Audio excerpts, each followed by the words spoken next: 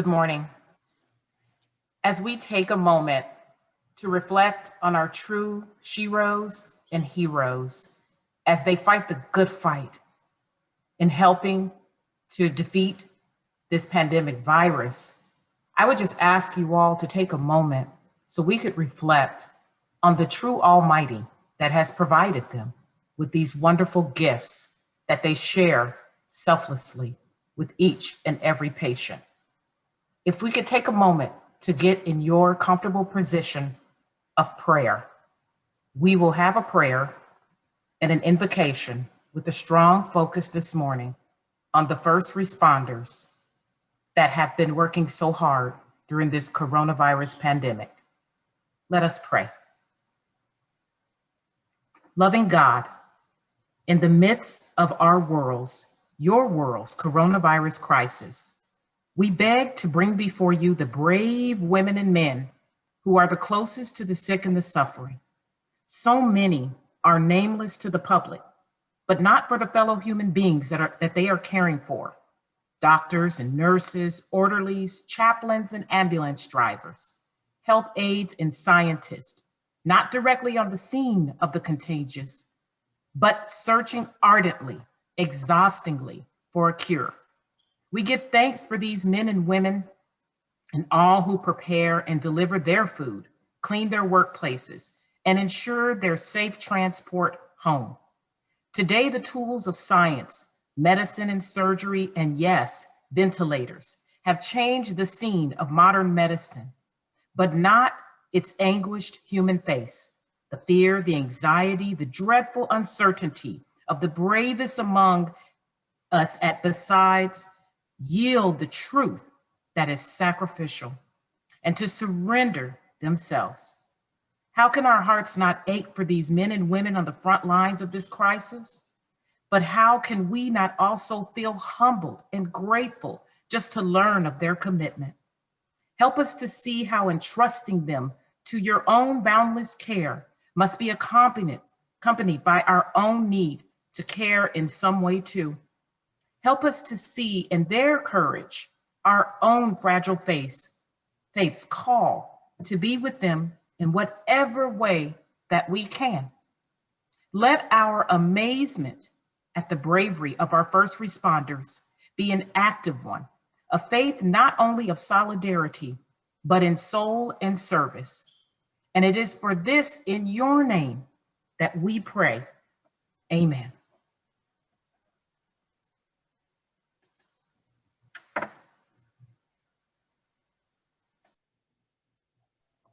Good morning, everyone. On behalf of the teen group of the Phoenix chapter of Jack and Jill of America, it is my pleasure to serve as this morning's Mistress of Ceremonies.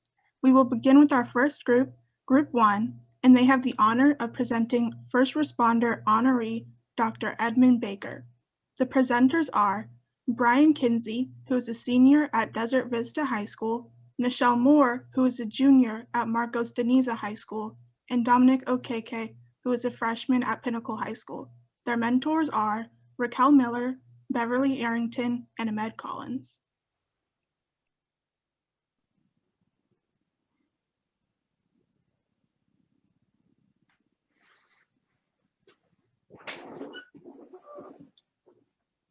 We had the pleasure of interviewing Dr. Edmund Baker.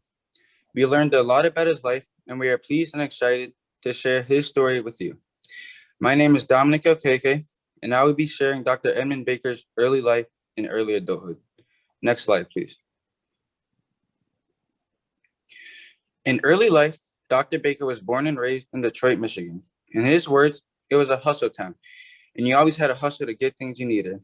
Dr. Baker said where he grew up had a huge impact on his life and gave him a great work ethic. While he was only a young boy, his father passed away, and this pushed Dr. Baker to step up and mature a lot at a young age to be there for his family. Growing up, in Dr. Baker's own words, he doesn't perform well if he's not challenged in some sort of way. I can relate this to myself because I too perform much better when something is on the line and I need to give it my all. In high school, he played football for the school for 3 years as an outside linebacker. He was also a music major who was a vocalist and played the saxophone. How he got into medicine at a young age was he would read the World Book Encyclopedia page to page instead of playing video games and doing other activities. And last but not least, for his early life, his favorite subjects in school were math and science. Next slide, please. In early adulthood, Dr. Baker married Gloria Baker, the love of his life, who he is still married to and has been for the past 32 years. He has had 3 kids with Gloria, being Edmund III, who is now 28, Miles, who is now 26, and Elijah, who is now 16. For a brief period of time, because he was not doing what was expected of him in school, he served in the Army from 1983 to 1985 before going back home to finish school. And one great accomplishment he acquired in early adulthood was that he was the first African American to secure a management position at DuPont. Next slide, please. Good morning. I'm Nichelle Moore, and I would like to share Dr. Baker's educational background. Dr. Edmund L. Baker attended high school at Cass Technical High School. He went to the colleges of Eastern Michigan University, Wayne State University, University of Michigan, and was also an American Studies major in the undergrad program at Temple University in Philadelphia. Next slide, please.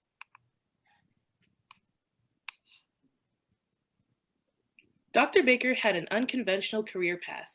In our interview, Dr. Baker informed us about a short story about when he attended a colleague's party. He had a conversation with a man who informed him about his experience of joining the medical field. And Dr. Baker told us that at that moment, he thought to himself, this is a normal guy I'm talking to. There's no reason that I can't do this. So not long after, he informed his wife about this, and she responded with, if that's what you want to do, I'll back you. So at age 35, with a wife and 2 kids, Dr. Baker started medical school at the University of Michigan. In the beginning, he did not really know what to expect. Dr. Baker started off by taking anatomy in a summer program, which also meant that he had a lot to learn in a short amount of time. But he claims that even though it was tough, he still thought it was a great experience. Next slide, please. In my opinion, Dr. Baker is a man with many occupations. He is the medical director of the Quality Care Center in Phoenix, the chief medical officer for Ascend Healthcare, an adjunct professor at Arizona State University, and lastly, a member of the COVID-19 Vaccine Task Force. Also, his motivation for becoming a member of the COVID-19 Vaccine Task Force was his belief that it is important to have someone that looks like us on the force. And personally, I also feel that it's important to have someone that looks like me on the force. And as of now, Dr. Baker has been in the medical field for about 21 years. Next slide, please. Hello, I'm Brian Kinsey, and I'll be talking about Dr. Baker's impact on COVID-19. Dr. Baker has contributed heavily in the fight against COVID in Arizona. He opened his first COVID-19 testing site and over 300 people showed. He believed he could do it on a larger scale, and he held a testing site at a local park, and well over 1,000 people showed. And this event was widely televised in the media. Some of the first things he did to adapt to the COVID crisis was building up his and his family's immune system by taking various vitamins. He educated himself on the virus, and he became a community educator where he helped educate other people and other doctors about COVID-19. When asked what inspired Dr. Baker to help fight against COVID-19, he responded by saying, "It's what we do." He has shown great determination to get to the position he is in, and this same determination is what has allowed him to help many people during the pandemic. Next slide, please.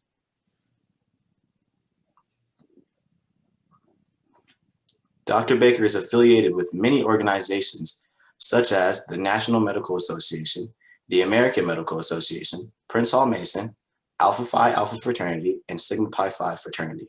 Next slide, please. Some interesting facts about Dr. Baker is he believes firmly that his greatest accomplishment was marrying his wife, Miss Gloria Baker. Dr. Baker was also an avid bourbon connoisseur. He enjoyed reading encyclopedias cover to cover as a child. He is a firearm enthusiast who enjoys target shooting and hunting. Next slide, please. Dr. Baker shared lots of words of wisdom during our interview. The first thing he talked about was finding what you're passionate about, where he said, "It's never a straight path. Never give up. Find what your passion is and do it." When asked what helped him stay motivated, He said, surround yourself with like-minded people and people with the same goals as you. Dr. Baker's best advice for the younger generation is that in each stage of the game, you're working to be the best at the next level. Use this time to hone your skills. This advice resonated deeply within all of us during this interview. We thank you for your part in fighting this deadly corona disease. Ladies and gentlemen, please welcome Dr. Edmund L. Baker, Jr. Nice. Wow, I'm humbled. And first would like to thank the teams, Dominic, Nichelle, and Brian, and the mentors who took the time to interview me. Thank you to the sponsoring organizations, Jack and Jill of America, Phoenix chapter, the Phoenix chapter of the Lynx, and Gamma Mu Boule of Sigma Pi Phi fraternity. Also, congratulations to my fellow honorees. I understand the award is about my involvement in the pandemic, but I want to take a moment to talk to the future leaders about preparation and perseverance. We're taught to plan our next steps in life, but as Mike Tyson once said, everyone has a plan until you get punched in the mouth. So planning needs to be fortified by perseverance. COVID-19 has shown the light on healthcare disparities. African Americans have died at twice the rate of white Americans. The cause of this is too complex to discuss right here, but suffice it to say the medical field needs more Black and brown faces so we can fight healthcare disparities effectively. Early on in the pandemic, it was our presence at the table that pushed the community for community-wide testing. And now, with strategic partnerships, I am part of a team that will be implementing micropod vaccination sites throughout the underserved communities. Any organization interested in helping in this effort should reach out to me at ebaker@equalityhealth.com. We are in the, when we are in the room, when the medical decisions are made, we can help steer the delivery of care in a culturally competent manner using equity, not equality, as the benchmark. Parents and community members, keep encouraging our youth, or dare I say, future leaders, keep persevering. Thank you so much for this award.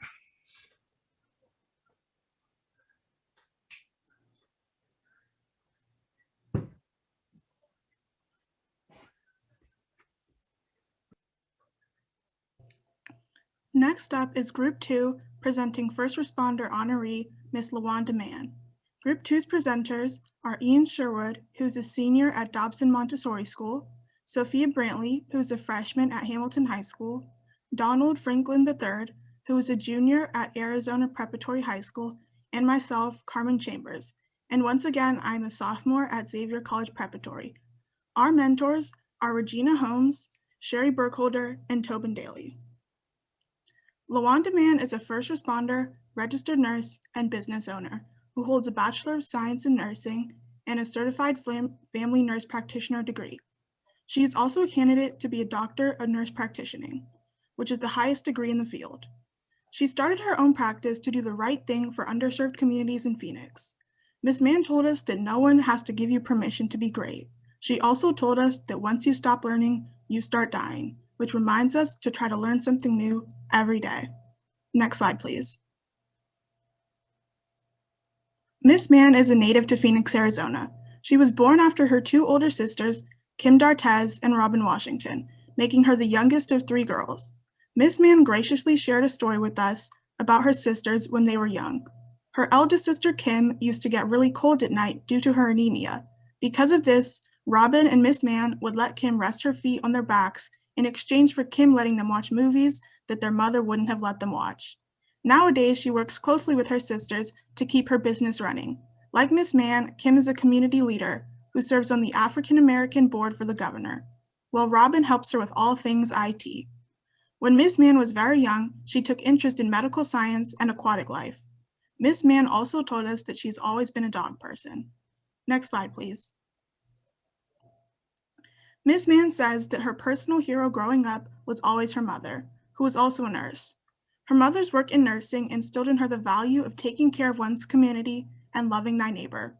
During her nursing career, Miss Mann's mother received an award from the American Diabetes Association for her outstanding work in nursing. This piece of Miss Mann's story really stood out to me because I have type 1 diabetes.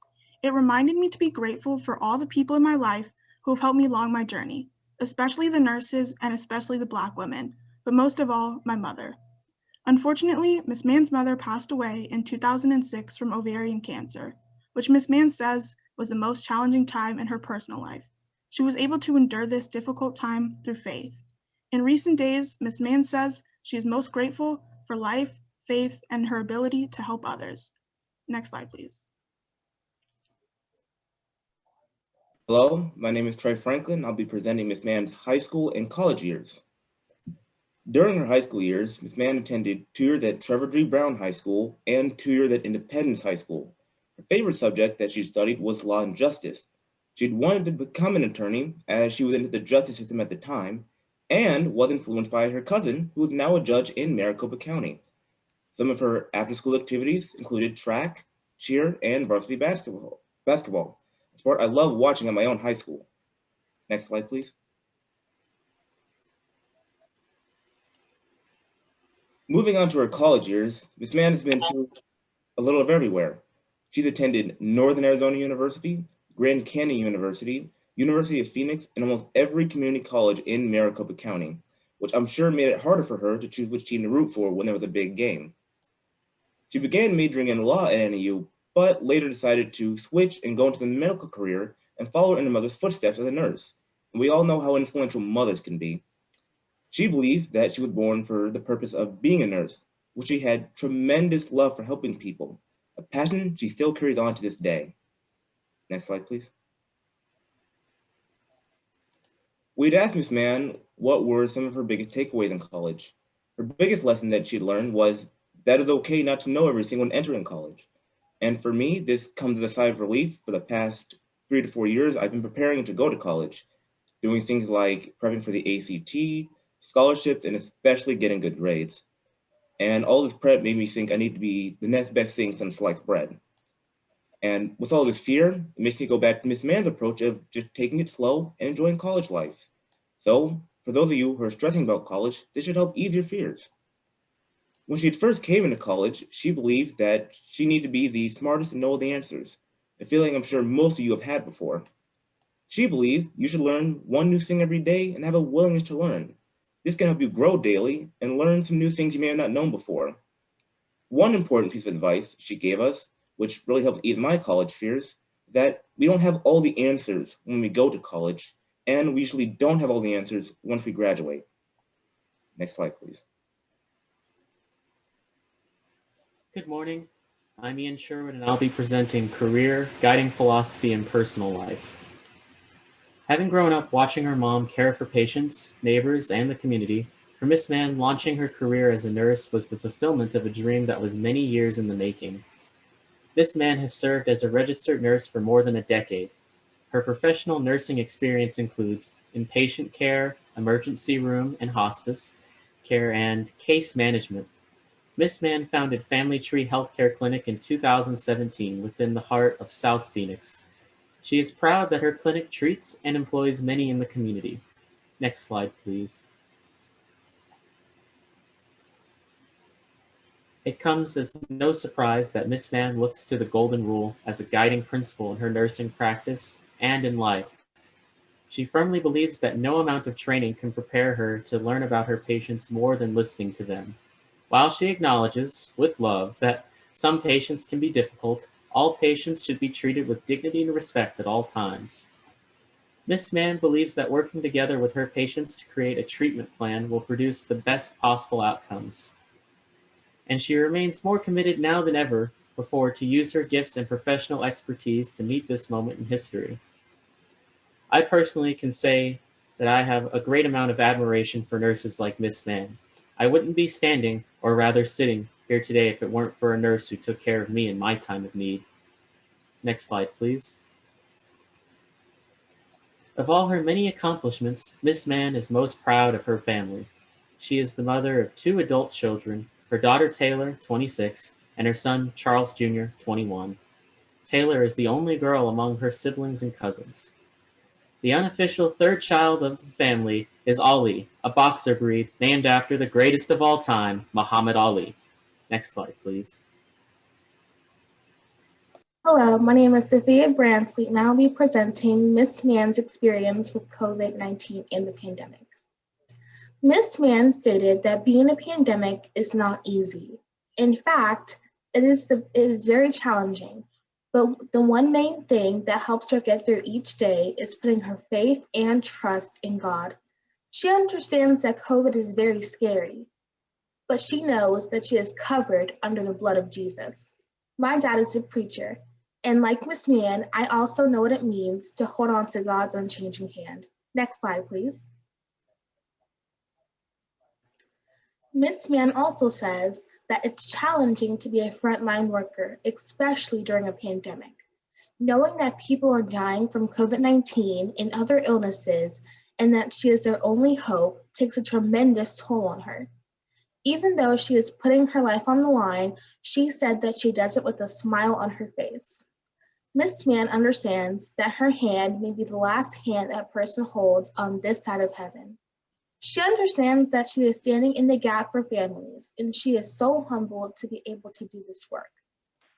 Miss Mann has learned so much during this time, and I find it very honorable that Miss Mann wants to pass on the torch of hope and encourage others from generation to generation to look toward the future, because the future is indeed bright.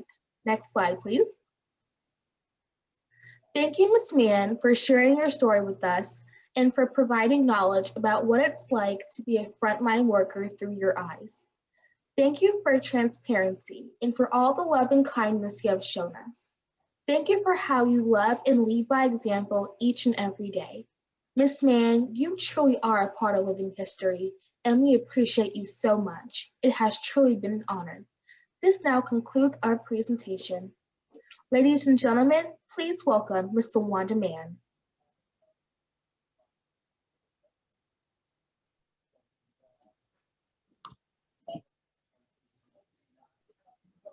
Good morning. Good morning. I'm honored to be here. Please excuse how I'm looking. I am at Arizona, the first stadium actually in the country to do 24-hour vaccines. I'm excited to be here. This is tiring work. It's rewarding work. And I have to echo Dr. Baker. There has to be more people like us in the room. We need to be in the field. We need to be in the hospitals. We have to make our voices heard. We go through about 10,000 cars a day here. It's a 24-hour operation. I can tell you the people of color I've seen, I probably can count on my fingers and toes. Racial equity, disequity, inequity is a very real thing. So we're working on that. But I'm honored to be here. I'm honored to receive a reward for simply doing the right thing, because it is the right thing. It is scary. And times I think I can't go on, but I know that it's not me, it's Jesus. All I have to do is be obedient. So I thank you for the award. I thank you for the recognition. I thank you for your support. Please support all your frontline workers. We need it. We're tired, we're exhausted. We wouldn't change it for the world. It's our time to shine. It's our time to help. God bless you all. Thank you. Thank you for those wise words. Next up is Group 3 presenting First Responder Honoree Dr. Dion Mills. Group 3's presenters are Kendall Young, who is a junior at Seton Catholic Preparatory High School, Maya Cobb, who is a junior at Sandra Day O'Connor High School, and Jayla Richardson, who's a freshman at Chaparral High School. Group 3's mentors are Natalie Okeke, Beverly Reed, and Dwayne Sansoni. Good morning. I'm Kendall Young, and I am presenting Dr. Dion Mills. Next slide, please. I'm going to begin with her background. Dr. Mills was born on October 7th in the Caribbean island of Trinidad. I'm familiar with Trinidad since my family is from Jamaica. She is the eldest out of her 4 other siblings, and all of her siblings and her graduated from college. Dr. Mills says education is a strong focus in Trinidad. At 11 years old, her and her family moved to Phoenix, Arizona. For high school, she attended Mesa High, then went to the University of Arizona. At the University of Arizona, she had a dual major in physiology and Spanish, with a minor in chemistry where she received a Bachelor's of Science and a Bachelor's of Art degree. After she graduated, she attended Ross University for medical school in the tropical island of Dominica. Dr. Mills said she knew she wanted to be a doctor since she was about 3 years old. She felt that God whispered to her, this is what she's going to do. Next slide, please. Dr. Mills is a dedicated OBGYN who leads a busy career of delivering babies with a focus on women's health and reproduction. Becoming a doctor was a long, long road. It was a nerve-wracking process that is able to make you a lifelong learner. She says everything is a journey. Everything teaches you a lesson. Along this journey, she has experienced a lot of personal satisfaction. Medical missions is one of these opportunities. She began as a translator while a student at U of A. As a physician, she returned to help the women in the villages. She says, this is a beautiful way to use what I learned. As recently as 2 years ago, she took her son with her to work with the patient's children. She also shared that with her pandemic, her job with working with 2 patients, many times mother and baby, has not changed much. Dr. Mills is constantly debunking Google articles read by her patients about having babies at home, which is more dangerous. Dr. Mills is honored to serve on the front lines to protect her family and others' family and educate them on the science of medical careers. She is committed to excellence and is a diligent practitioner who values truth, education, and community service. When asked how Dr. Mills got where she is in her career now, she said it was through lots of hard work and motivation. Through her numerous years of schooling, Dr. Mills said, everything is a journey, everything teaches you something. This resonated with me because we oftentimes don't think small life moments could teach us an influential life lesson. I concluded from her quote that everything in life teaches us a lesson, no matter how big or small it is significant. Next slide, please. All right. Dr. Mills's commitment as an advocate who values education and increasing community knowledge is evident in her numerous board appointments and professional activities beyond the hospital. To highlight a few, she served on the Equity and Advocacy Board for the Chandler Unified School District for 3 years. She also was on the Physicians for Science, Equity and Advocacy, helping educate educators on how to handle the pandemic. She was also on the Living United for Change in Arizona, on the endorsement committee, Save Our Schools Arizona Network on Sex Education, and she rallied over 3,000 physicians to sign a petition to mandate masks during the COVID outbreak that was sent to the governor. She was also on the Living United for Change in Arizona endorsement committee, to name a few outside activities. Next slide, please. Hello, my name is Jayla Richardson, and I will be talking about the COVID impact and future advice. Even though doctors were diligent prior to COVID, Dr. Mills has to be extra careful when doing her job. It's harder to maintain social distancing when you have to touch your patients, so Dr. Mills has to take precaution in ways she can, like wearing masks. Nothing else is much different, but sometimes the patients are unhappy about the fact that they cannot have many people in the operation room because of COVID. Although some patients like the privacy, it is harder for patients to know what's best. Some patients are concerned about coming into the hospital. COVID has also increased the complications of miscarriages and oxygen availability. A quote from Dr. Mills is, I am an OBGYN in a local Phoenix hospital and I have delivered about 100 babies this year. During this pandemic, we need more PPE, specifically in labor and delivery. Social distancing doesn't exist when caring for a woman in labor, and our safety is also well as the patient's. Safety is at risk when we reuse one-time masks. This is not what they were made for, unquote. Next slide, please. Dr. Mills is fulfilled with her career and she knows that being a doctor is her calling. She's also very fulfilled as a mother of 3 children at ages 11, 8, and 5. For the future, Dr. Mills wants to focus on equity education and exploring other passions. She would also like to have flexibility to help out her family. She says it's never too early to have a vision and focus. You want to be able to see it through the noise or distractions. When it comes to career choices, Dr. Mills has always followed her interest and not easily influenced by what others people think she should do. Dr. Mills offers great advice, and she says that there isn't much time as you think to pick out your career, and it's never too early to pick out your career.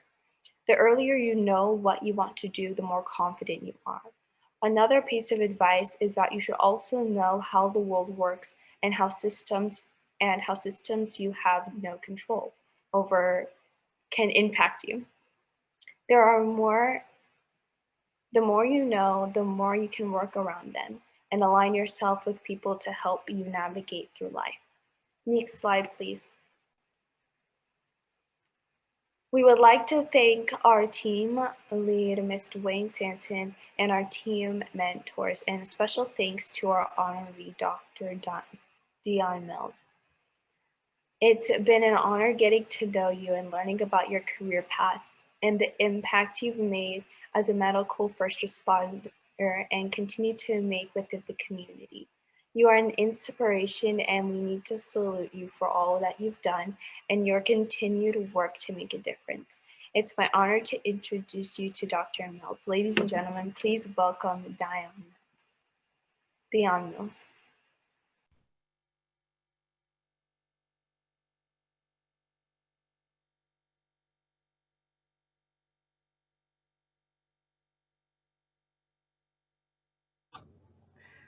Hello, thank you, everybody. This is amazing. To the Phoenix chapters of the Lynx and Jack and Jill, to Sigma Phi fraternity and Gamma Mu Boule of Phoenix, I do thank you, and I am truly humbled and honored, and I am echoing everything that my other nominees and recipients have said. This is just amazing, and it was an amazing opportunity to speak to the youth and have them interview and hear from them and be heard by them, and I hope that we can continue to inspire the next generation to know that they are what this world needs. As a physician, I have a few firm beliefs, and they include that being a doctor helps people, but it should not be the only way that I'm to serve humanity. And also, I strongly believe that physicians should work hard to support policies and practices that will prevent their patients from succumbing to the avoidable illnesses that they treat. And with those ideals in mind, I've never been able to resist championing causes that may appear to seem unrelated strictly to medicine, but that I think is completely relevant. This past year with COVID-19 washing over the nation and the world, those of us who provide medical care have found ourselves stretched and challenged and traumatized in ways that that were not forefront in our expectations when we started our professions. But amidst all of the loss and amidst all of the fear and the stress, I know I felt privileged to be in a position where I can be at the forefront of making a difference during such trying times. And so I'm just honored to be able to use my voice and to lend my expertise to speaking up in defense of educators who sought to the collaboration of the medical community as they fight for keeping safe and keeping their environment safe and keeping their students safe. And the more that I practice medicine, the more that I see how much it helps me become a better advocate. And, before hearing about this recognition, I was immersed in the frustration that I know all of us share, that some of my efforts were not having the desired impact. So this was unexpected and welcomed, and I'm truly grateful. So thank you to all of you, and congratulations to everyone else on the panel.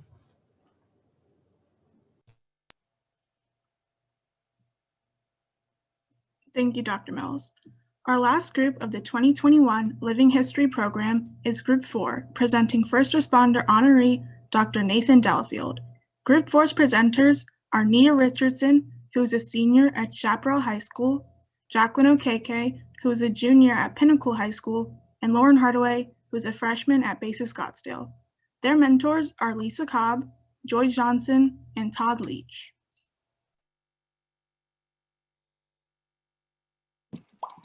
Good morning, everyone. Myself, along with 3 other teammates, had the honor of interviewing Dr. Nathan Delafield.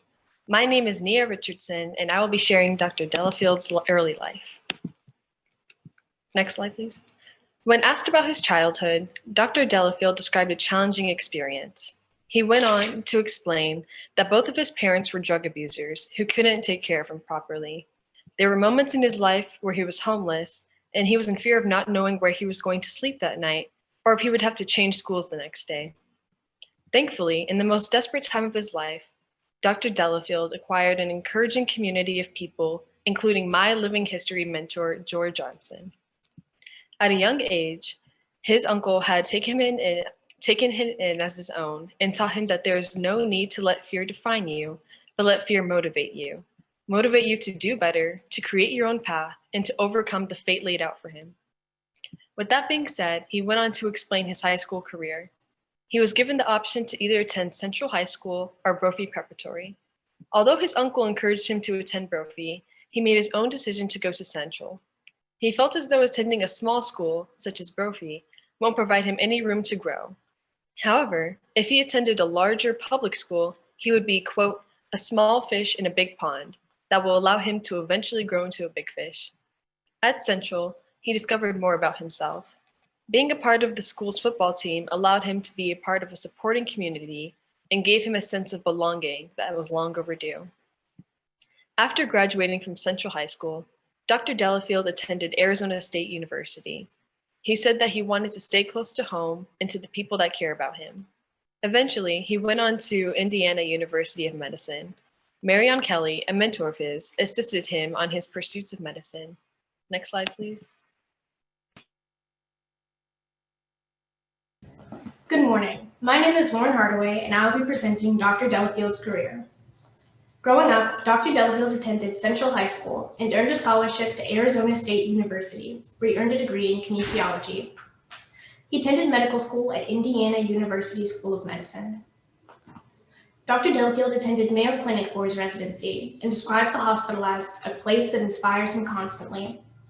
Dr. Delafield goes on to express his immense gratitude for constant mentor Marion Kelly for introducing this place to him, just like he has so many other extraordinary things in his life. Soon after finishing his residency at Mayo Clinic, Dr. Delafield moved to work for Valleywise Health, South Phoenix, Levine. Dr. Delafield believes that representation matters in physician care because of so many terrible outcomes that Black people have faced in medicinal and physician care. Going into the clinic with a patient who looks like you makes them feel that you won't let that racism affect your methods to make them better, and it can make the patient feel like they have a voice through you. Dr. Delafield feels responsible for the health outcomes of affected these patients and feels they deserve a quality care. Dr. Delafield also uses fear as a motivating factor in his life. Because of that fear of growing up to lead an unstable life and is being able to overcome that fear, Dr. Delafield is someone who has overcome countless obstacles, and he uses this fear to motivate himself to help patients even more and to be there when they need him. Dr. Delafield holds on to the fact that there is good in the world and in society to push himself, and he believes that if he continues to do his job to the best of his ability every day, then maybe he can make a difference in an individual patient's life. Because of all that Dr. Delafield has accomplished, he is a symbol of inspiration for every teen like me who wishes to achieve a career in medicine. Next slide, please. Hello, I am Jacqueline Okeke, and I will be presenting Dr. Delafield's personal life and life during the pandemic. Family and community have always been the most integral themes of Dr. Delafield's life. Owing in part to fear of his past material conditions and unstable living environments as a child has driven this man to always treasure his family and God above all else. Dr. Delafield has been married 6 years to his wife, Jessica Delafield, and now has 2 children. Because of his family, he is ever evolving his mindset concerning himself and others, while talking about his 2 adorable children, Weston and Olivia. Dr. Delafield raised a regret of his, being too hard on himself. Looking at his children, he realizes that he could never be as hard on them as he was to himself. in the struggle to be perfect, to do better. Now he trusts God with the faith that things will work out, and the only thing that people can do is what they can to the best of their abilities. Reflecting this mindset, Dr. Delafield, despite his busy work schedule being heightened during the past year because of COVID-19, always makes time for his family. Next slide, please. Coronavirus has disproportionately impacted communities of color. Working in the healthcare sector, Dr. Delafield witnesses the disparities in health and wealth that have never been clearer. He sees the suffering, yet he still pushes on alongside his comrades in the healthcare sector. As a community, they have stepped up as a united front in the mission to save lives despite the global terror. In the face of panic and suffering, they have maintained a vital and admirable togetherness. Understandably, Dr. Delafield is inspired by his fellow medical workers, and they motivated him to keep going, especially in the beginning of this pandemic. Next slide, please. Dr. Delafield's life is truly inspirational. He is living proof that by trusting in God, things will work out. In addition to his amazing life story, Dr. Delafield offered these words of wisdom and advice based on his experiences. You don't have to succumb to circumstances. Do your best and you can overcome challenges. Your potential is not predetermined, and take chances, make mistakes. Next slide, please. We would like to thank our team leader, Joy Johnson, and our team mentors, and a special thanks to our honoree, Dr. Nathan Delafield. It's been an honor and joy getting to know you, learning about your career path, and the impact you've made on and continue to make in this medical field. You are an inspiration, and we salute you for all that you have done. Your continued work to make a difference and to be a voice for those who don't have a voice. Your 8-year-old self who aspired to be someone who helps others would be very proud of you. Ladies and gentlemen, please welcome Dr. Nathan Delafield. Thank you all for those incredible words.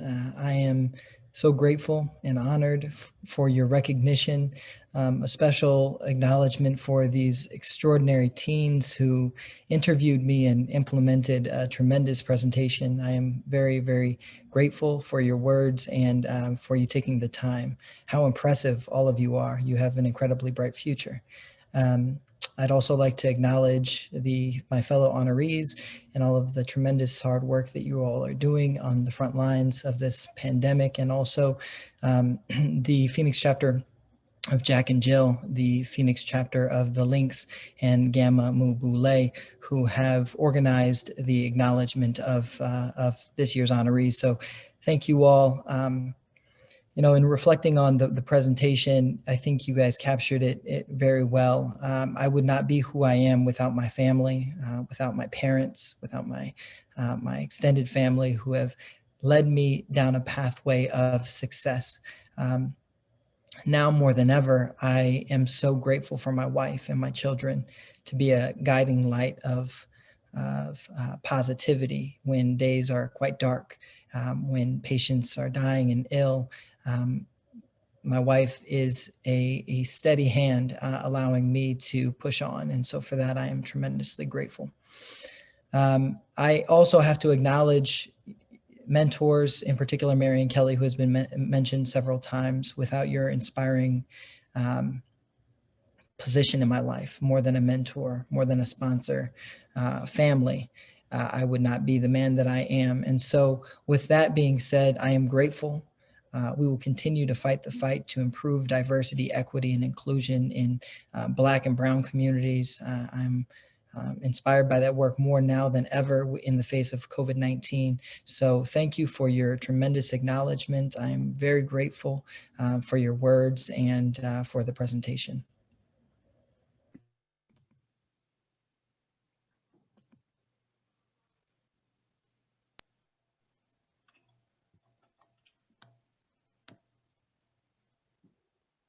Thank you to all of our teens for presenting these amazing honorees so wonderfully.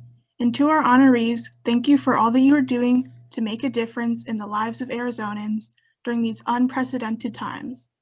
At this time, it is my pleasure to introduce you to the leaders of our 3 hosting organizations.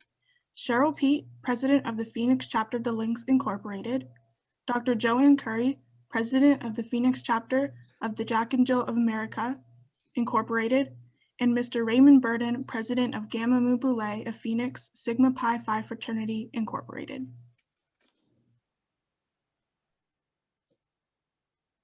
Good morning. Coronavirus, COVID-19, pandemic, first responder. All new terms for many of our vocabularies. Definitely never imagined as an everyday evening news headline associated with death. The Phoenix chapter of the Lynx have served and created and cared for our community since 1952 through our 5 facet programs and many activities. It's with great pride we continue the tradition of living history, honoring the unique group of pioneers. To the committee chairs, Mrs. Joy Johnson, Ms. Lisa Cobb, and Mr. Kelvin Kinsey, and the mentors of our students, we are thankful for the tireless commitment to this vision that has made certain this celebration of the long and exceptional achievements of African Americans in the Arizona communities continues. Our first program was held at the Carver Museum and Cultural Center. Now we know the Carver Museum holds the treasures of Arizona's original African American pioneers who've paved the way to this day. The awesome collaboration of these community organizations has continued to build to ensure we never forget or ignore outstanding efforts in our community. We have moved from Carver Museum to the technological magic of Zoom.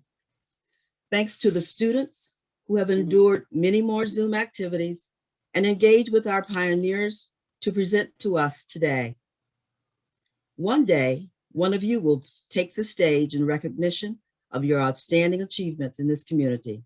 Today is just the beginning. During the past year, new sheroes and heroes have stepped forward to serve at every level in our community. Medical personnel have always been critical to our society. However, this year, you have become extra special to us. This has required first responders to sacrifice, stay true to your oath while placing yourselves and your families at risk. Dr. Edmund Baker, Mrs. LaWanda Mann, Dr. Dion Mills, Dr. Nathan Delafield. We celebrate you as COVID-19 warriors, as Arizona pioneers. In the words of Amanda Gorman, who recognized our nation's first responders recently, I want to ask that our Arizona community walks with these warriors, charges on with these champions, and carry forth the call of our captains.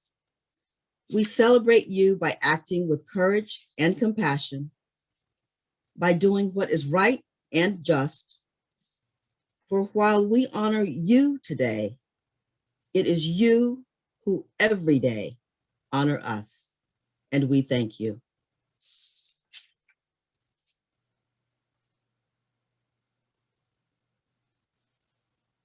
Good morning.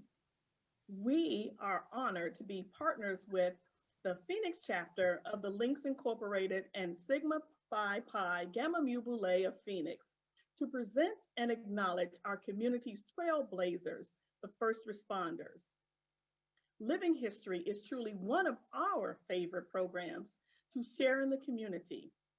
The program embraces Jack and Jill's mission to develop and nurture future leaders by supporting children through leadership development, volunteer service, philanthropic giving, and civic duty. Our young women and men today took what they learned through this program to enhance their interviewing skills and public speaking to be able to present you the history of our community honorees. Thank you, honorees, for sharing your story, your life, selfishly. Thank you for upholding the Hippocratic Oath, for giving and thinking globally. To our youth, you now stand on their shoulders. Remember their fruits, but never forget your roots.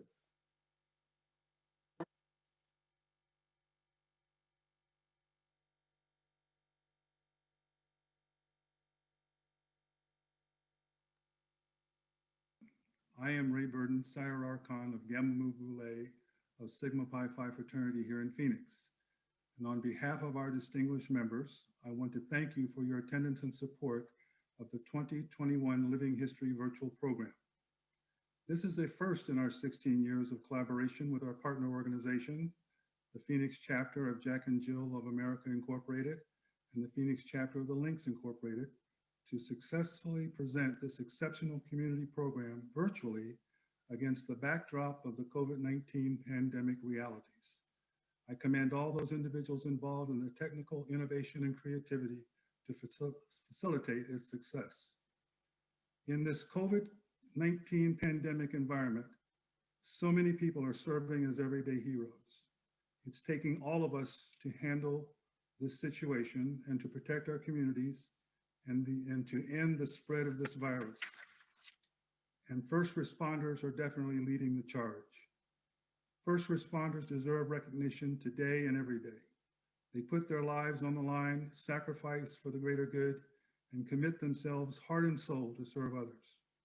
So it is fitting that our 2021 Living History Award recognition is focused on first responders, and we are honoring 4 of our community's finest. To each honoree, Nurse Practitioner Mann, Dr. Baker, Dr. Mills, and Dr. Delafield, we appreciate you and congratulate you for your dedicated and untiring service to our community. Thank you for what you do. In closing, I want to specifically thank once again our partner organizations and the individual tri-chairs, Joy Johnson of the Phoenix chapter of the Links Incorporated, Lisa Cobb of Jack and Jill of America Incorporated, Phoenix chapter, and Kelvin Kinsey of the Gamma Mu Boule Sigma Pi Phi fraternity for their superb leadership and dedication. I wish to also thank all the mentors and other key players involved in guiding the students to help make the program an intellectually stimulating learning experience. And last but not least, our talented students who did such an amazing job in presenting our honorees. Well done by all of you. Again, we thank you for your attendance and support of the 2021 Living History virtual program. Thank you to all of the presidents of these prestigious organizations for continuing this very important living history tradition, and special thanks to this program's founders, the late Sheila Dickerson, Kay Oliver, Geneva Spigner, and Miles Link, for implementing such an impactful vision. Their legacy continues. To all of our honorees, once again, thank you for your heroism. We are truly grateful. And to all of our guests, thank all of you for attending today's virtual program. Have a wonderful day, remain safe, and goodbye.